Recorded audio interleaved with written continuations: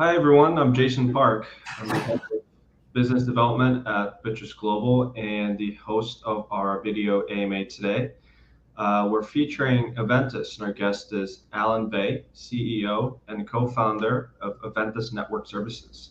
So, Alan, thank you very much for joining today. We're very excited about our partnership with Aventus and to learn more about the AVT token. Hey, Jason, good to be chatting to everybody today. Absolutely. So let's get started. So for our AMAs, we typically source questions not only from the Bittrex Global community, but also the broader crypto communities as well regarding your listing. So let's dive in to see what they want to know about your project. So to kick things off, we always like to learn a bit about our guest and hear your team's story. So can you tell our audience about what gave you the idea to create this unique project? Yeah, for sure. This really all came about. I was doing my master's thesis at Imperial College in London in artificial intelligence. And I'd worked in sort of hedge funds before that, mostly sort of as quantitative developer, building out machine learning strategies for predicting prices and whatnot, right? So I went to my professor, a guy called Professor William Nottenbelt, who just opened the Imperial Crypto Center that year. It was 2015, the year Ethereum launched as well. And I went to him and said, look, I want to do Bitcoin price prediction. Here's all the cool stuff. And he was like, come on, man, forget about Bitcoin. That's old news. Look at Ethereum. Here's something very interesting. So I looked at it and it took me a while to properly wrap my head around it. But when I got it, I just saw that was the future. And I started thinking about which systems that I had somewhat a bit of knowledge about that we could kind of apply this technology to. And the very first swing we took at applying blockchain to industries was event ticketing. So that's how it all came about. Through my professor at uni, he pointed me in the right direction, research, and then we really nailed something we thought we could add a valuable sort of proposition to. Got it. That's very interesting because a lot of people, they start trading Bitcoin, they make a little money. That's how a lot of teams really start. But it's interesting to hear that you're actually building from the very beginning, and that's how you guys got interested. That's very interesting. So let's also talk about your team. Can you give us a little background about your team and your C-suite? Yeah, for sure. So I guess maybe let me start with me there. I mentioned some of the things. I'd worked in Brevin Howard sort of asset management before. There was a hedge fund, macro hedge fund as a quant dev in Deloitte Entrepreneurial Business, but otherwise it was mostly just academia, undergrad in computer science, couple of uni sort of projects that we thought were startups that then really led to Aventus being the sort of big one and the various companies that have spun out of that. Then we have my sort of our chief product and technology officer. It's a guy called Andre Brosco. He runs all things product and tech for the Aventus ecosystem. He was formerly Oracle. I believe he helped build out the enterprise cloud at Oracle. And then more recently in the blockchain space, he was part of R3 Corda, helped build out Corda Enterprise, worked at a couple other startups, and then ended up joining us. So Andre has been amazing, recruiting the best talent, making sure we have the best procedures in place, making sure everything's robust. He's been a real killer there. Then there's Anna Frankowska.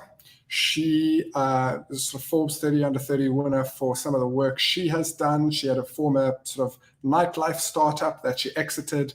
And after that, mostly was consulting within the blockchain space, various sort of blockchain names that people would know before she joined on in a full-time role with us. She's in charge of all things growth, so sales, marketing, business development, and has really been pushing forward the Aventus narrative there, especially since last year. Then we have Andrew Shackleton. He's the other C-level member. He's really looks after the services and the operation of the business, lots of startup experience himself with some big names, and he makes sure that everyone gets paid on time, everything's run smoothly. So between the four of us, that's the leadership team and the people really sort of driving the decision-making and strategy at Aventus.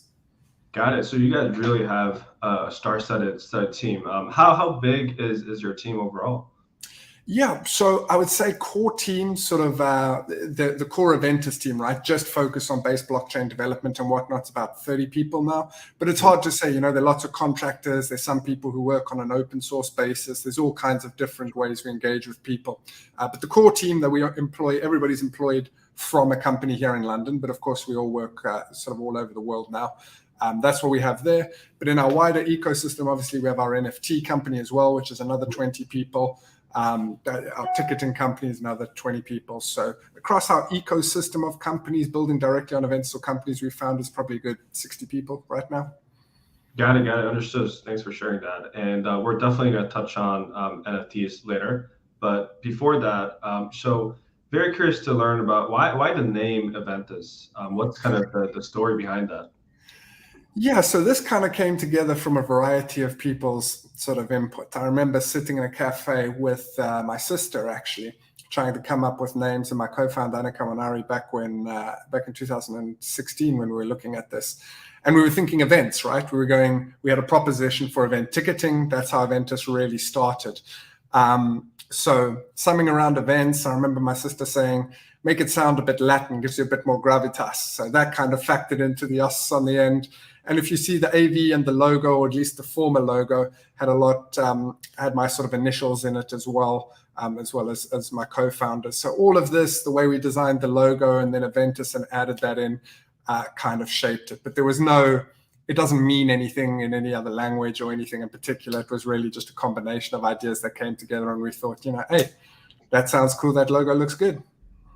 Got it. Thanks for sharing that. That's very interesting.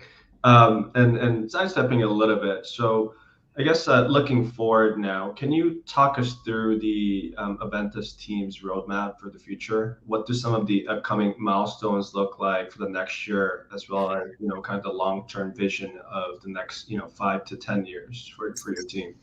Yeah. So let's start with this quarter, right? We work really on a quarterly basis with respect to any of the grants or whatnot that we get in our ecosystem. So we have been now operating, we've been live in production with the Aventus network since February 2020. So we're approaching our first year.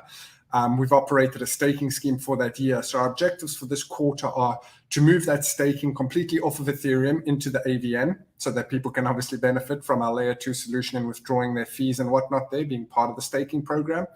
We intend to open up governance in a major way and move to our proper sort of nominated proof of stake infrastructure. So various third parties are starting to operate Aventus nodes, and we want to launch our sort of official supported wallet product. So all of that's happening by the end of this quarter, really kind of improving the two client personas we obviously have: transaction processors who run nodes and earn fees for doing so, and transaction originators, right? People who send transactions on the network leveraging the value. Then if we look at a slightly longer time scale, let's say the next year or two, the objective is to get to full decentralization. Anybody at any time can join the network. The open source, the code is all audited and open source. Bits are now, but we need to do everything. That's completely open source. The community takes over it. Governance, AVT votes are completely in charge of what happens across the network. Proper decentralized vision, right? We're rolling out really kind of following Polkadot's launch map that they've done since we built on Substrate. So that's the goal for the sort of 2-year timeline, for us not to be essential. Of course, all of us have a great passion for this. We'll stay in the ecosystem, but it to be a decentralized open network owned by AVT holders, or essentially governed by AVT holders, right? That's the game plan. And then if we're looking properly long-term, 5-10 years time, the uncertainty creeps up massively. But we have found ourselves a little segment in the market that we really like, especially around going after existing businesses and helping them identify blockchain use cases, right? And those kind of businesses that are sort of SMEs. The really big companies will pay IBM 10 million for digital transformation a year, but then it's that tier of company that's just below that can't afford that, but can have really innovative blockchain solutions and the sort of growth market. So that's where we want to have a major piece of the market share in terms of public blockchain adoption. And we really want to deliver on our interoperability vision, right? We're aligning closer and closer with the Polkadot guys to really align with that interoperable piece. And so within the 5 to 10 year time space, I'd really hope that we're part of the ecosystem that connects up some of the siloed value we're starting to see emerge on the sort of tier 1 chains. So we'd love to be a part of that movement. Interesting. Well, 5 to 10 years in crypto is probably 20, 30 years in other industries. So And that's very interesting that you mentioned interoperability. And kind of following up on that, I would love to kind of hear, I guess, your thoughts on what do you think the biggest challenge will be for your team, and how do you kind of plan on overcoming that? Yeah, so there's always various risks, right? In terms of some of the key ones that sort of businesses face around capitalization, fortunately, Aventus is in a good place there. The foundation has reasonable amount of assets, and as we grow our ecosystem, there is AVT reserved to further stimulate the ecosystem, right? So that's all going into growth, IP development. So fortunately, we don't have many worries on that front. However, there's a variety of other areas. If you look at the competitive landscape, there are various players within the layer 2 space. Some are really focused on Ethereum as an ecosystem. All of us have our own kind of edge that we think is important. So seeing how that space evolves and how some of the competitors approach different aspects of the market, that's always important. And that one's really just staying with a finger on the pulse, right? Understanding what's happening in market, understanding our key differentiator well, or differentiators well, and really pressing our advantage. That's how we intend to sort of address that. And then wider, I think it's just like everybody in the blockchain industry, right?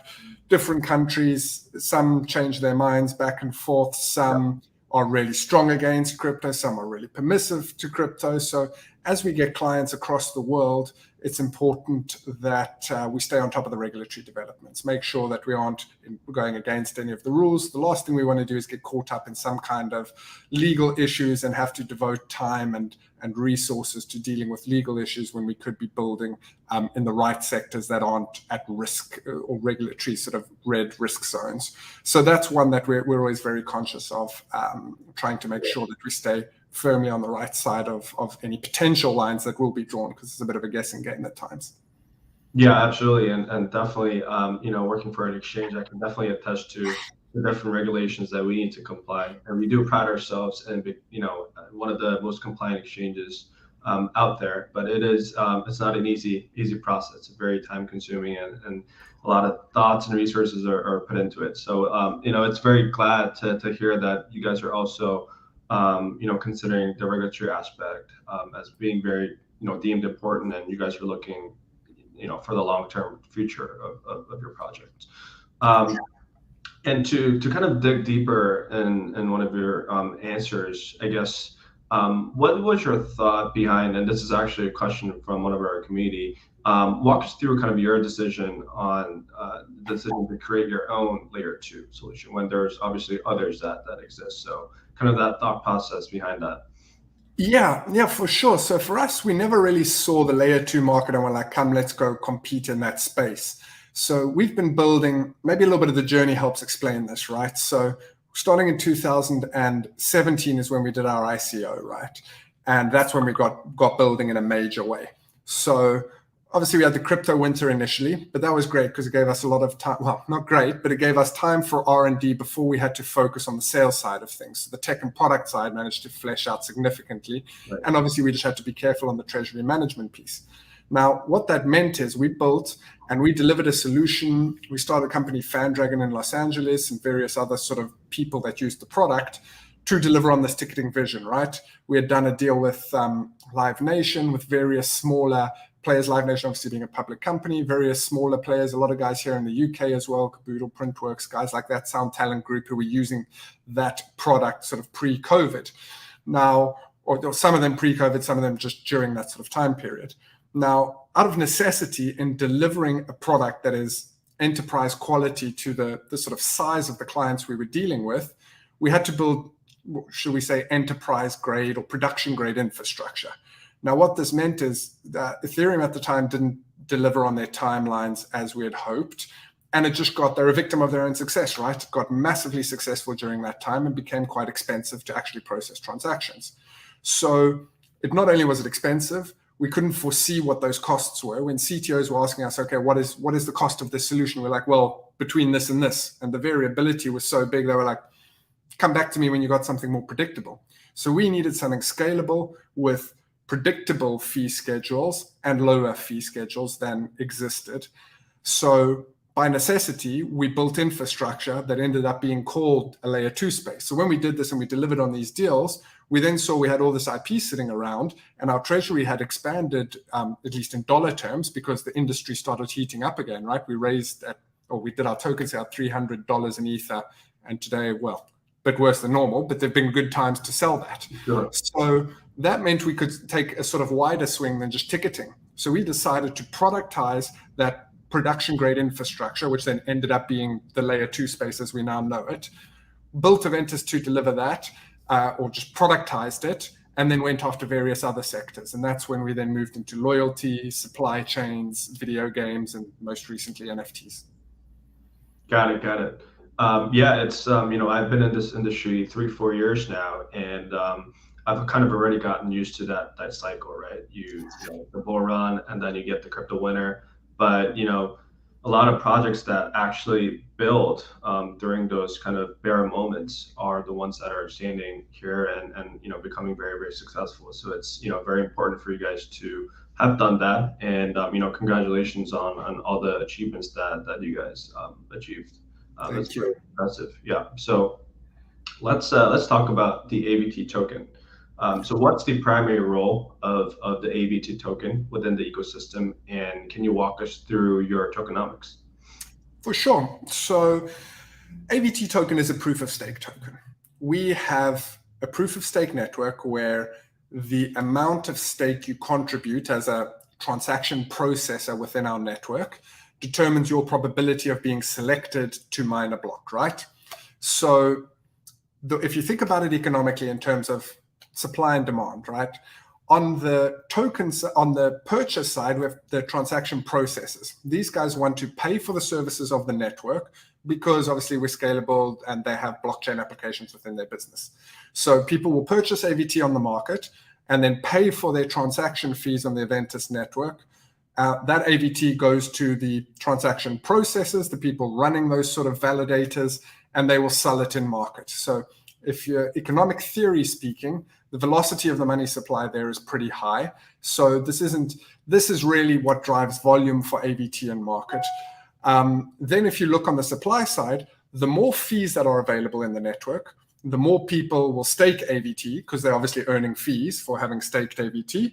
And the more of a constriction on the supply of AVT there is because it's illiquid in staking, it's not trading in the market.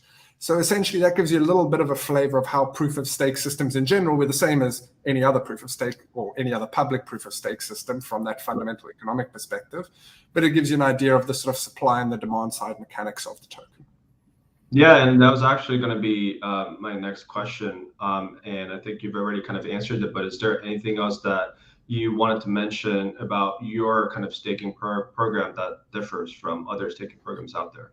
Yeah, so I mean, ultimately, it's a broad term staking, right? It basically means deposit tokens and receive some kind of yield on those tokens for the value you're adding to the network. So in the abstract sense, where all staking schemes, in my opinion, are pretty much the same in that respect. Sure, the value you're adding to the network is slightly different. In our case, you're helping process and secure the network. In various other cases, maybe you're adding liquidity to a market or whatever. That's where I really think staking schemes differ. So in that respect, we're like proof of stake blockchains, not like many other staking schemes on the sort of decentralized finance front, but it's all similar, right? After our first year of operation, we have seen about the fees that our network participants have been paid are about 7% of the stake that has been put up. So for the first year of operation, we're really happy with that, and we hope to see significantly more this year. One thing that I should probably just touch on is AVT is also a governance token, right? Because I'd mentioned that before. The primary purpose is proof of stake and all the staking, but ultimately we want our network to be completely governed by the community. So more and more now, it's important for our users to hold AVT to have their say in the future of the Aventus direction. Yeah, and I think it's a perfect segue to my next question. And when it comes to the continued development of your project, how much consideration, and I know you touched upon the governance aspect, but how much consideration is given to the feedback and the requests from the community, right? So and kind of what kind of ways that community has actually shaped your team's vision and kind of the goals?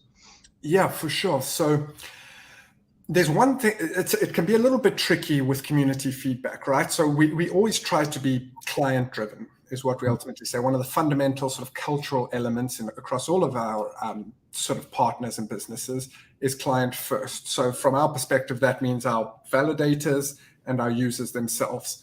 Now, we will always try and take on board feedback. Everybody who purchased AVT in the token sale originally saw the charter that we put forward, the governing principles that our foundation has to abide by to distribute that capital and generate value in the ecosystem. So we've always stuck to those principles, but various people have different opinions on what is the best thing to do first, prioritization of features, that kind of stuff. Now, external parties don't always have 100% of the picture. And especially when you have a competitive landscape, sometimes it's important to not have everything be 100% public when you're competing in markets. So at times, I know members of the community have become frustrated that we haven't, for example, done more exchange listings faster. But our view has always been fundamental utility first, right? We've never spent money just artificially pumping up the price. We were in stealth mode for a long time. We do, like the partnership we've done with you guys, proper partnerships on fundamental basis that properly sort of legally checks out, right? So I know more exchange listings or things like that are some of the elements people have asked for quicker, but we felt when we have something to shout about, when the fundamentals are there, we'll deliver on them like we started doing now. That's why we're here, right? But then on other fronts, people have given us feedback on features they wanted, specifically like last year around the staking. People said, even if we can't necessarily all run a node, we all want to be involved in staking, which is why we rolled out the staking scheme in the way we did. We completely listened to what the community asked for there. So always listening, but in terms of just doing what the community says, sometimes we have to go a slightly different path based on the competitive landscapes or factors that aren't 100% sort of public knowledge. But the goal is to get to a position where that is never the case, and this is completely open and open, public, open source, and in the control of the AVT holders. Right. So it seems like you guys have a good combination of things. It's a very fine line of listening to your communities, but also having a leader to having that kind of division to really guide the team. And sometimes that's not just going what the community is asking for. I think it's important, especially early on for a lot of the projects. So I guess my next question, and it's actually a question from one of our users. There are three core issues prevalent in crypto, and blockchain technology that separates really good projects from the bad ones. And that three core issues are security, interoperability, and scalability. So how does your team deal with these issues, and how important are they to your team? Yeah, so I would say we try and ourselves, we are the most focused. I think it's very difficult for any one project to focus on all three of those and give them equal weighting and succeed at all three of those at the same time. Mm-hmm. We have focused on interoperability and scalability as a layer 2. The reason being, when you build as a layer 2, we check in, I don't know what it is, every maybe it's 30 seconds, every minute, something like that. We check into the Ethereum blockchain, right? Mm-hmm. So that means our security is cross-checked, validated by Ethereum itself. So from our perspective, we see Ethereum or any of the other layer 1s that we're going to support as our security layer, the ultimate adjudicator, and we derive our security from there with the way we kind of do our layer 2 solution. Mm-hmm. And then we really focus in on the scalability piece in particular. So that's why our network, we've obviously got the sort of 2,000 transactions per second, the super quick confirmation times, and the low per transaction fees, right? That bit we've to a degree nailed now, and now we're focusing more and more on interoperability. And to do that, there's two ways to do that. One, in terms of partnering closer and closer with Polkadot, because we're built on Substrate. That's an easy, quick win for us. Yep. And they've got an amazing ecosystem that's starting to grow. And then supporting other base chains. We already support Ethereum. We'll probably support Cardano next, given the sort of deal flow we've seen. So assets can essentially move between all of those, and we can pin our security to either one, not just the whole chain, even sort of sub-segments of our state. So that's really when we're trying to consider that, we try to not worry too much about, obviously, these are very broad terms, right? Of course, we deal with enterprise key management. We deal with all sorts of cryptography that is considered under the security umbrella. But the ultimate point being, we're not going to grow thousands and thousands of nodes like Ethereum and really focus on that base security and the really high market cap when you get to proof of stake to secure your network. We're going to derive our security from those base chains so that we at least have a hybrid model there and really focus in on the other points. So yeah, it's a good one, and it's always the debate between those three, but that just gives you a little bit of an idea of how we think about it. Yeah, it's really probably the future of this industry is going interoperable with blockchains, and obviously with that comes the question of security and scalability. So it's probably those all three things are probably closely intertwined with each other. But I guess a follow-up to that question, and you just had a few questions submitted around the smart contracts. So has your team done an external third-party audit of your smart contracts, or is this something that you guys are planning on doing? Yeah, so we have various layers of, should we say, controls within our organizational setup. On a quarterly basis, every quarter we commit to certain deliverables, if there are any grants that we receive, and we are audited at the end of the quarter by technical auditors to say whether or not we delivered that to sort of a board of independence. So yes, on a quarterly basis, our tech is audited, but those are not audits for the purpose of sort of public distribution of the audit reports and whatnot, right? As some of the ones in the blockchain space people are familiar with. Then we have gone through various rounds, I think 2 or 3 different rounds at which we have had the entire system audited, but we have not had all of the Ethereum-based stuff we've had completely audited, and that hasn't changed, I believe, since last year. It's just the additional tweaks since we've deployed in production to our production system that needs to be audited. So yes, as we open source pieces of the code, we only open source them once they're audited. So we tweak anything, we make sure they're as good as we can make them, and then we open source them. So we're starting to open source various components now. Each of those are going through audit processes. So yes, we're audited on multiple layers. Great. Thanks for sharing that. So switching gears over to a different topic, what are your thoughts on the current NFT landscape? And I know that you shared a little bit about your plans on NFTs, but could you kind of elaborate in a bit more detail on your plans regarding that industry? Yeah, for sure. I think we have seen, NFTs have been very interesting, especially since the beginning of last year, right? That's when the market really took off. And what we saw initially in terms of evolution is a lot of people outside of the blockchain or the really sort of tech savvy industries don't really get it, or at least they didn't at that point in time. They didn't understand that people were like, oh, you're selling JPEGs now, but I can still just copy it. Yeah. What are you really selling, right? And we saw a big bubble to a degree out of some of the things appear where stuff selling for, there's no correlation between necessarily the aesthetic value and the item's value itself. We started to see the emergence of this concept of, we always had that commodity because we had fungible tokens and our non-fungible tokens, we understood that scarcity piece. And then I believe the market started to understand more the community piece, that this is really about driving the right communities, getting the right eyeballs, and you can get that really good incentives within your community to do things. And I think this year, or especially since Zuckerberg did his Meta announcement, right? More and more people are thinking of what I see as the third pillar. We had that commodity, we had community, and now we're looking at utility. Where do I actually use what's the point in me having this image or this whatever? Where do I use it? So now everybody's saying, oh, in the metaverse, but it's which metaverse, how? We see some very interesting plays emerging. I think the future of this industry is around utility. How do we really use these things? Sure, it's great that now I can use it as my profile pic on Twitter. That gives it some value, right? Now Facebook and Instagram have their wallets that are launching. So everybody's moving in that direction. It's just, where's this going to fit? Am I going to use my skin in my video game?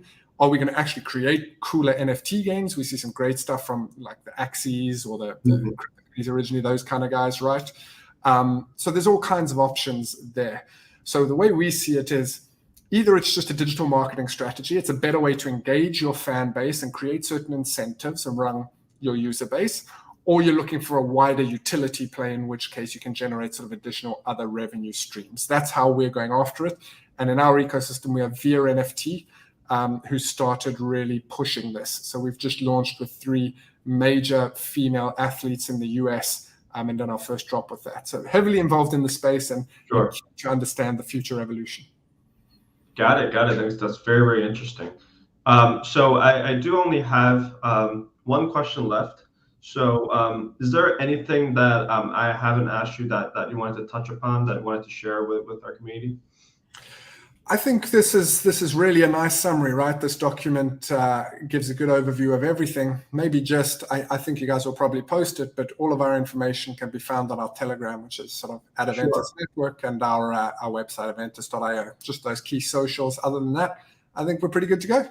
Yeah, and you actually answered my last question, which is what was the best way for your community to get involved with the Aventus project, and I think you've already answered that. So yeah, so thanks for that, and thank you again for joining us for this AMA.